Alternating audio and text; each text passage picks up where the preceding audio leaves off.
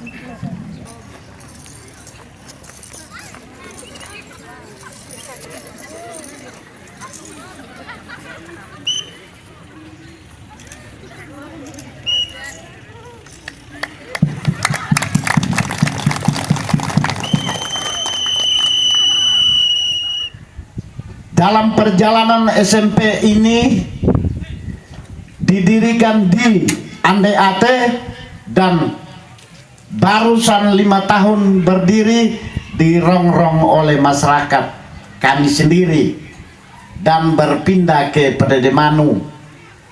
Juga sampai Pededemanu juga dirongrong sampai di Kali Kering 11 kali ini juga dirongrong. Maka SMP swasta Marapati tahun 2005 beralih ke lokasi Desa Kalembukaha. Kebetulan saya dan ketua yayasan sebagai pemilik lahan langsung menyerahkan lokasi SMP Marapati jadi lokasi Yayasan Pendidikan Marapati di tahun 2005 sampai dengan sekarang. Dan usia SMP ini sudah memasuki 25 tahun dan kader-kadernya sudah semakin banyak dan lumayan, dan sudah banyak juga yang kembali mengabdi di SMA dan SMP Marapati. Yang berikut SMA swasta Marapati saya dirikan bersama teman-teman pada saat itu di tahun 2014. Saat pergolakan sana sini, kami dengan melihat kondisi wilayah Bukambero yang sekian banyak tamatan SMP, tidak paling sedikit 5-6 orang yang melanjutkan studinya ke SMA WET Bula, karena kondisi keluarga bapak dan mama semuanya miskin habis. Atas dasar ini bersama Pak Nelson dan staf guru mendirikan SMA ini dengan dasar tanpa memungut biaya sedikit pun.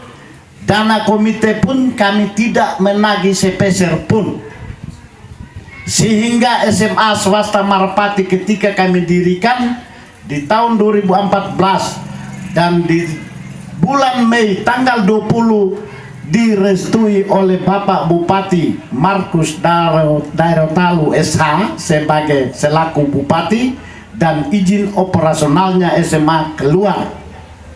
Pada saat itu ada bermasalah sedikit karena sudah dialihkan ke tingkat provinsi, maka atas kerja keras Bapak Bupati bersama Bapak Istohoro sebagai kabak hukum, sehingga bisa diperjuangkan dan izin operasionalnya SMA keluar dengan nomor 20B. Karena sudah ada A, maka SMA Marapati izin operasionalnya itu 20B. Sampai dengan hari ini tanggal 25 April 2019 SMA swasta Marapati pada saat itu hanya 2 gedung, 2 RKB dengan lab IPA. Seluruh staf berjuang dan memperjuangkan untuk akreditas. Tanggal 25 April 2019 maka keluarlah hasil akreditas dengan C, nilai C, karena kami hanya dapat 2 RKB. Itu pun dengan syarat akreditasi itu kami meminjam gedung SMP, sehingga kami layak diakreditas pada tanggal 25 April 2019. Pada tanggal 5 Mei kami akreditas keduanya untuk SMP Marapati dengan kondisi karena ruangannya juga tidak memadai dan seluruh proses akreditas juga tidak memadai, maka kami mendapat kembali nilai C untuk SMP dan SMA swasta Marapati, sehingga SMP Marapati baru berusia 5 tahun sampai dengan 2020. Sedangkan proses KBM sepanjang kegiatan baik SMP SMA untuk sementara yayasan mempercayakan satu pimpinan, yaitu SMP dan SMA, sehingga kepala sekolahnya satu, sedangkan wakilnya lain SMP dan lain SMA. Bendaharanya juga beda-beda, bendahara SMP sendiri, bendahara SMA sendiri. Proses kegiatan belajar mengajar yang hari ini diresmikan oleh Mama itu program jangka menengahnya saya waktu itu untuk pengadaan drum band yang harganya cuman sedikit Mama, tidak banyak, hanya 136 juta SMP dan SMA. Dari mana duitnya Mama? Ada aturan di dalam dana BOS, tetapi tidak dinyatakan beli drum band. Di situ dinyatakan beli alat kesenian. Pak Asti, maaf kan Bapak juga baru mantan kemarin. Bukan kita beli drum band, aturannya drum band tidak boleh, tetapi alat kesenian yang kami belanja. Sehingga setiap item alat drum band ini diperincikan harganya masing-masing, sehingga klub untuk jadi grup drum band. Kami pesannya dari Surabaya. Seluruh yang digunakan oleh siswa-siswi ini adalah hasil pesanan dari Surabaya sebesar 136 juta. Dan kami baru tahap 2 SMA yang cair, barusan SMA yang kami selesaikan. Sedangkan SMP sampai dengan hari ini pencairan tahap 2 belum. Jangankan tahap 2, tahap 1 saja baru separuh yang kami cairkan dengan membayar honor dari Januari sampai bulan 6 guru SMP. Kenapa? Saya tidak tahu di dinas seperti apa, dan sampai pencairan tahap pertama yang seharusnya uangnya sudah masuk tapi dibagi 2 lagi pencairannya, sehingga sampai dengan hari ini juga kami belum menyelesaikan pencairannya, sehingga pembayaran Ramben untuk SMP menunggu tahap yang kedua. Itu perjanjian kerjasama yang di Surabaya. Lalu yang berikut tenaga kependidikan yang ada di SMA, SMP, swasta Marpati, seluruhnya S1, sarjana S1 semuanya. Yang kami masih mengalami kekurangan itu adalah sarjana bahasa Jerman, karena sulit kami cari, sehingga yang ada di sini jurusan IPA dan jurusan IPS yang ada di SMA swasta Marpati. Seluruh jurusannya sarjana kimia ada, matematika, biologi, fisika, hampir semuanya sudah terpenuhi. Hanya kemarin saya punya sarjana geografi dicuri oleh pemerintah kabupaten, lolos kontrak, dikirim ke SD sebagai tenaga pengajar, sementara disiplin ilmunya geografi dan guru SMA. Sedangkan jumlah siswanya untuk SMP sebanyak 479 siswa SMP, rombelnya 13. SMA 444 untuk 2020, rombelnya ada 12. Jurusannya ada 2, IPA kelas 10, 11 dan 12, selebihnya IPS. Kekurangan rombel ini kami meminjam lokasi gedung SMP yang darurat, kami apa adanya kami pakai, sehingga banyak siswa yang comel, ngotot, "Bapak, kami kehabisan ini itu." "Iya, duduk dulu." "Di mana kamu bisa duduk?" Kebanyakan yang duduk di lantai. Dan mungkin saya bilang sama guru SMA, apa bisa diviralkan itu? Karena saya sudah berjuang langsung ke provinsi, ulang-ulang proposal bertubi-tubi. Toh sampai dengan hari ini mereka bantu kita 2 RKB yang Mama lihat ini kami mulai kerja tanpa ada dana. Dan di sebelah ini ada lab kimia juga tanpa ada dana. Saya mengangkat kepala tukang pada saat itu yang kebetulan dia punya tempat bon-bon bahan, maka saya percayakan untuk kerja duluan sehingga kelihatannya seperti ini. Seharusnya hari ini sudah muat kap semua, tapi karena ada kegiatan maka mereka batal sementara. Besok baru mereka lanjut. Sedangkan yang Mama lihat ini ada 3 RKB, itu swadaya murni dari orang tua murid. Dari mana duitnya? Ada yang sumbang 1.000, 2.000, ada juga yang sumbang 2 kakak, 1 saksmen.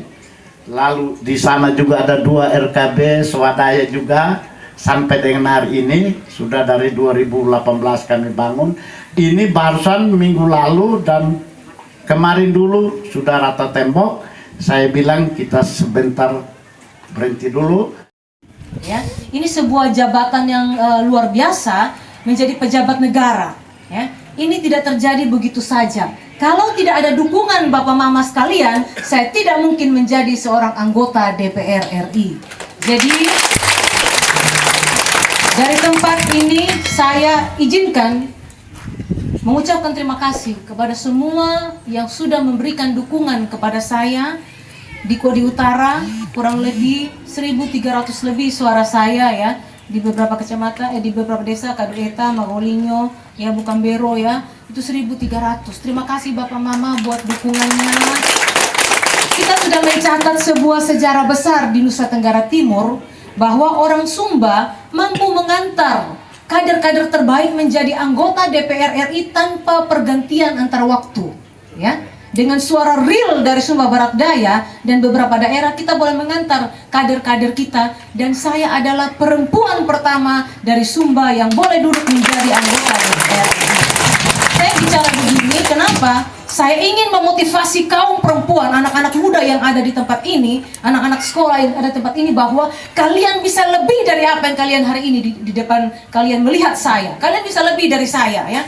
Ketika kalian mau belajar, memanfaatkan waktu yang ada untuk terus membina diri, ya, mempersiapkan diri untuk memegang tongkat estafet kepemimpinan bangsa ke depan ini. Ya, jadi kita tidak pernah tahu satu di antara anak papa mama yang ada di sini ada yang jadi orang besar nanti.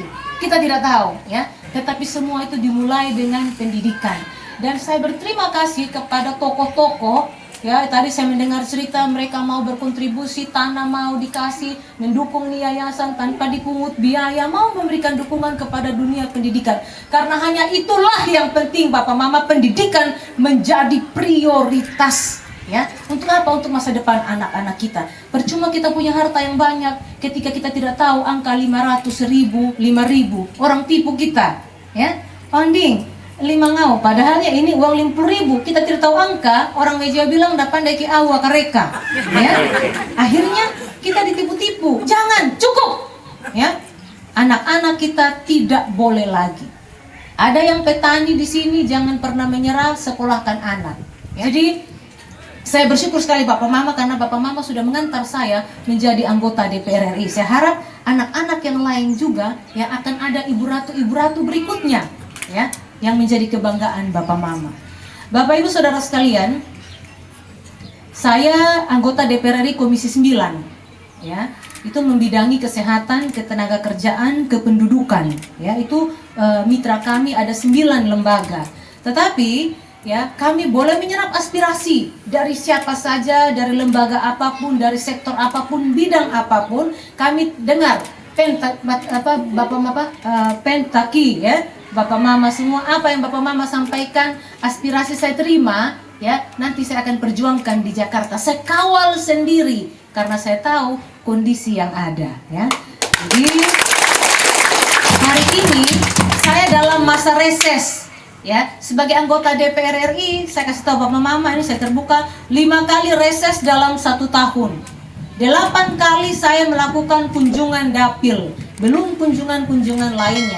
Selain kundapil dan reses, saya keliling seluruh Indonesia. Kami melakukan kunjungan-kunjungan. Kalau para Rafael bilang Ibu Ratu ada di Papua, Ibu Ratu sebentar di Jogja, Ibu Ratu di Sumatera. Memang iya, itulah DPR. Kami berpikir untuk seluruh Indonesia yang kami pikirkan, ya. Tetapi sebagai anggota DPR dari NTT 2 dari Sumba, saya harus memperhatikan Sumba karena Sumba yang mengantar saya menjadi anggota DPR.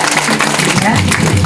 Nah, Bapak Ibu Saudara sekalian, itu singkat tentang DPR RI. Ya, saya hari ini reses, saya datang ke sini diundang meresmikan drum band. Ya, selain itu juga saya mau menyerap aspirasi. Apa yang menjadi persoalan di sini yang harus saya perjuangkan? Ya, nanti saya bawa ke pusat. Kenapa? Saya pernah bilang bahwa di pusat itu pukena riti, pukena program. Pusatnya uang, pusatnya program. Ya, daiki ata wali Sumba uke keran di Jakarta dan ataloka kewe dari Jakarta sampai Bukambero. Ya. Penting memilih putra daerah, ya, penting memilih anak domi, ya, oldadi, ya. Karena apa? Ketika saya reses, saya pulang kemana? Saya pasti pulang ke sini, ya. Gampang bertemu dengan saya. Jadi kita memilih, kalau orang DPR itu salah kalau dia jaga jarak dengan rakyat. Salah ketika dia jadi DPR, dia berubah karakter menjadi orang yang susah ditemui, menjadi pejabat besar, itu salah. Justru ketika dia menjabat, ya, dia harus lebih dekat dengan rakyat. Karena dia wakil rakyat, mudah ditelepon, mudah dikomunikasi, ya, seperti itu. Jadi ini Bapak Mama pentingnya punya wakil rakyat, ya, yang akan berjuang nanti di DPR.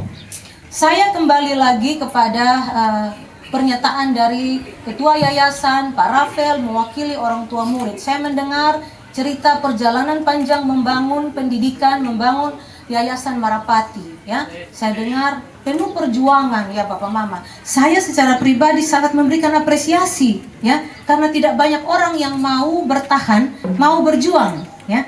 Kadang-kadang di tengah jalan ditawari dengan sesuatu, dia tergiur, dia meninggalkan yang sudah dirintis. Kadang-kadang karena terlalu pikiran, terlalu mengharapkan gini, ya, bagai pungguk merindukan bulan. Terlalu berhayal jauh dapat tawaran dari tempat lain, dia tinggalkan yang sudah dirintis ini, ya.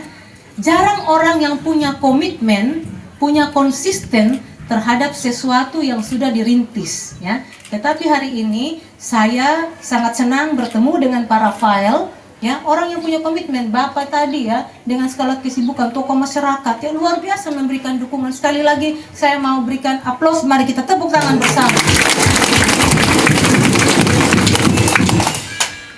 Benar kondisi bahwa insentif guru sangat terbatas, pembangunan RKB sangat terbatas. Iya, karena memang kalau SMA sekarang itu sudah menjadi kewenangan provinsi, ya.